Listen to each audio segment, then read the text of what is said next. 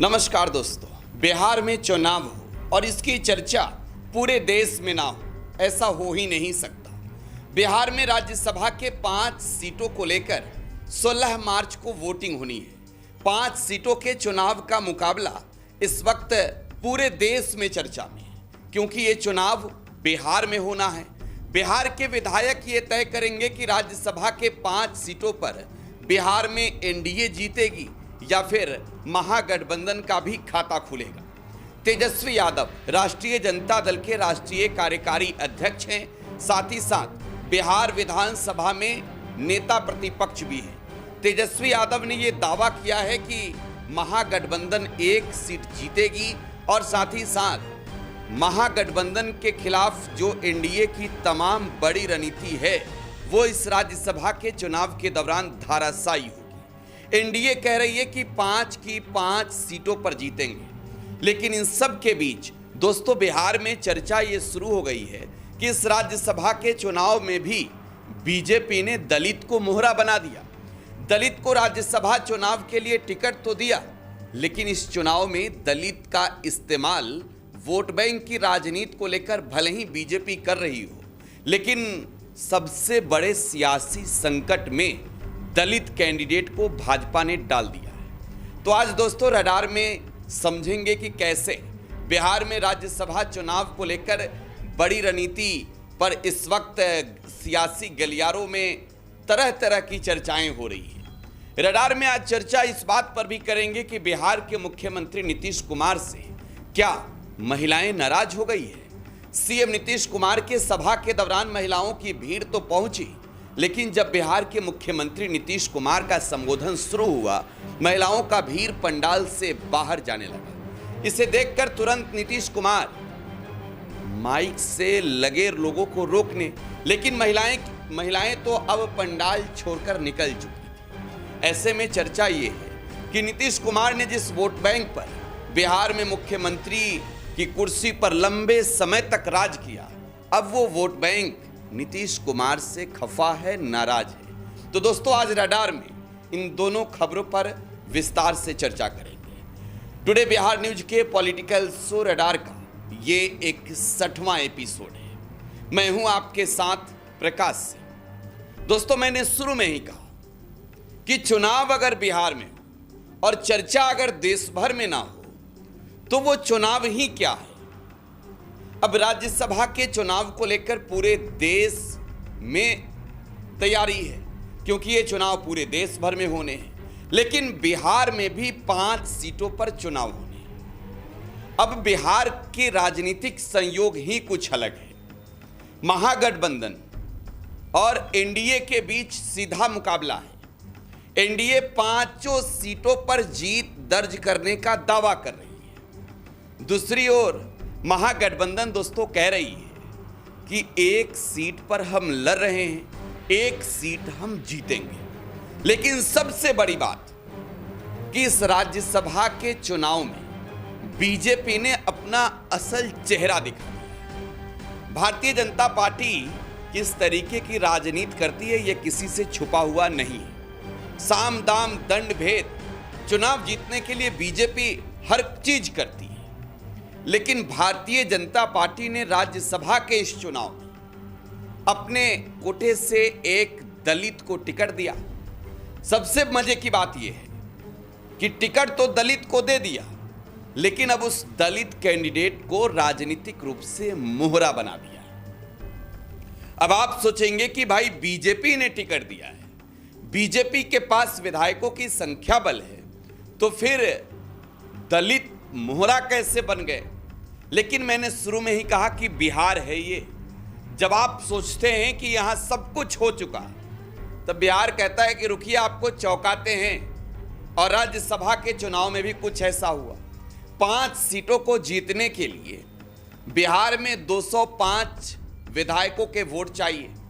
अब ये 205 विधायक ना तो एनडीए के पास हैं और ना ही महागठबंधन के पास। मात्र और मात्र 3 विधायकों की कमी एनडीए के पास है। अगर एनडीए के पास 3 विधायकों के वोट और हो जाए और एनडीए के अंदर टूट ना हो, तो फिर तो एनडीए की बल्ले बल्ले। लेकिन दूसरी ओर मोर्चा कौन संभाले? मोर्चा लालू यादव के बेटे व राष्ट्रीय जनता दल के कार्यकारी अध्यक्ष तेजस्वी यादव ने संभाल रखा। दोस्तों, तेजस्वी यादव के पास 25 विधायक हैं आरजेडी के, और कुल महागठबंधन को अगर जोड़ लें तो 35 विधायक हैं। लेकिन अब भी तेजस्वी यादव को जीतने के लिए 6 वोट चाहिए। अब 6 वोट की गणित तेजस्वी यादव ने सेट कर ली। इस चुनाव को लेकर तेजस्वी यादव ने बिहार में ऑल इंडिया मजलिस से इत्तेहादुल मुस्लिमीन यानी असदुद्दीन ओवैसी की पार्टी और बीएसपी बहुजन समाज पार्टी मायावती की पार्टी के साथ गठबंधन कर लिया है। और अगर इस गणित को समझे तो 41 विधायक तेजस्वी यादव के पक्ष में खेमे में तैयार हैं। लेकिन दूसरी तरफ जो बिहार में एनडीए का खेमा है, उपेंद्र कुशवाहा को चौथे नंबर का कैंडिडेट बना दिया है। अब देखिए, 5 सीटों पर वोटिंग होनी है। एनडीए के अगर चौथे नंबर के कैंडिडेट उपेंद्र कुशवाहा हैं तो 5वें नंबर पर एनडीए ने शिवेश राम को खड़ा कर दिया है। अब शिवेश राम कौन है, जरा ये समझ लीजिए। शिवेश राम 2024 के लोकसभा चुनाव में सासाराम संसदीय सीट से चुनाव लड़ चुके हैं बीजेपी के टिकट पर। हालांकि यहां उन्हें कांग्रेस के कैंडिडेट ने चुनावी मैदान में पटखनी दे दी, लेकिन बीजेपी ने तय किया कि इस राज्यसभा के चुनाव में दलित को राज्यसभा भेजेंगे, क्योंकि आपको ये मालूम है बिहार में ये सिर्फ राज्यसभा का ही चुनाव नहीं हो रहा है, बल्कि मुख्यमंत्री का भी चुनाव हो रहा है। राज्यसभा के चुनावी गणित को बीजेपी ऐसे सलट रही है जैसे बिहार में सीएम फेस बीजेपी अगर कास्टिज्म पॉलिटिक्स को ध्यान में रखते हुए उतारती है, सीएम बनाती है, तो फिर उस पर कभी सवाल और विवाद ना हो। अब ऐसे में दलित चमार जाति से आने वाले शिवेश राम को राज्यसभा के लिए टिकट तो दे दिया, लेकिन 5वें नंबर पे खड़ा कर दिया। अब इसका मतलब यह है कि जो 3 विधायकों के वोट चाहिए होंगे, 3 विधायकों के, जो मैंने 202 और 205 के गणित को बताया, 41 विधायकों का वोट चाहिए राज्यसभा के एक एमपी के लिए।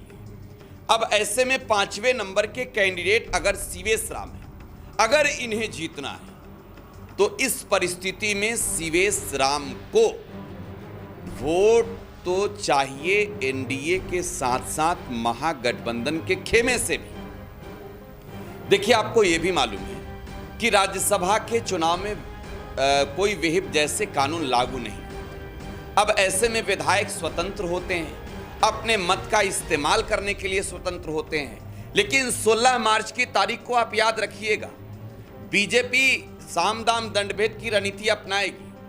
दलित कार्ड अगर बीजेपी ने खेला है तो देखिए उपेंद्र कुशवाहा तो आसानी से राज्यसभा चले जाएंगे। एक बार जरा गणित समझा देते हैं, आपको गणित समझा देते हैं। बिहार एनडीए के विधायकों की संख्या समझ लीजिए, 89 विधायक हैं बिहार एनडीए में बीजेपी के, यानी भारतीय जनता पार्टी के 89 विधायक हैं। 85 विधायक हैं जनता दल यूनाइटेड के, और इसके अलावे 19 विधायक हैं लोक जनशक्ति पार्टी रामविलास के।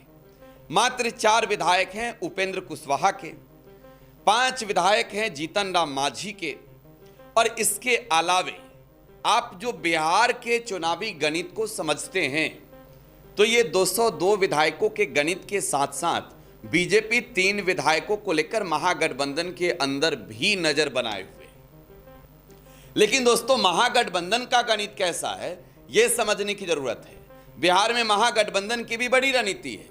महागठबंधन के नेता तेजस्वी यादव ने हाल ही में कई बैठकें की, और ये बैठक महागठबंधन के विधायक दल की भी हुई, आरजेडी की भी हुई, और साथ ही साथ बिहार में ऑपोजिशन की भूमिका में असदुद्दीन ओवैसी की जो पार्टी है, जिसके साथ 2020 और 25 के चुनाव में तेजस्वी यादव ने गठबंधन नहीं किया, राज्यसभा के इस चुनाव में तेजस्वी यादव ने उनके साथ भी बैठक की। तो चलिए अब आपको बताते हैं एक बार गणित की, महागठबंधन का गणित क्या है।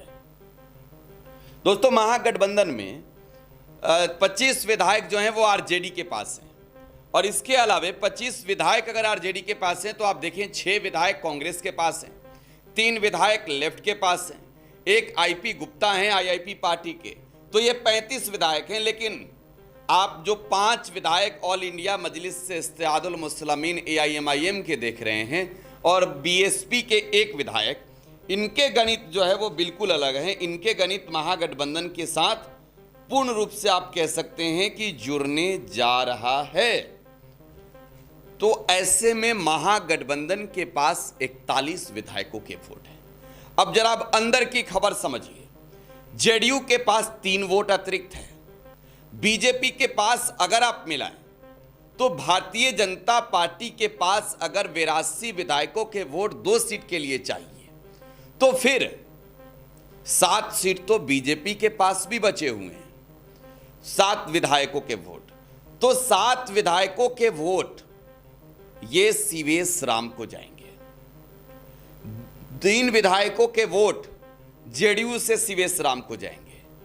9 वोट कंफर्म है मात्र, और 9 वोट आप ये समझिए दलित के साथ कैसे बीजेपी खेल रही है।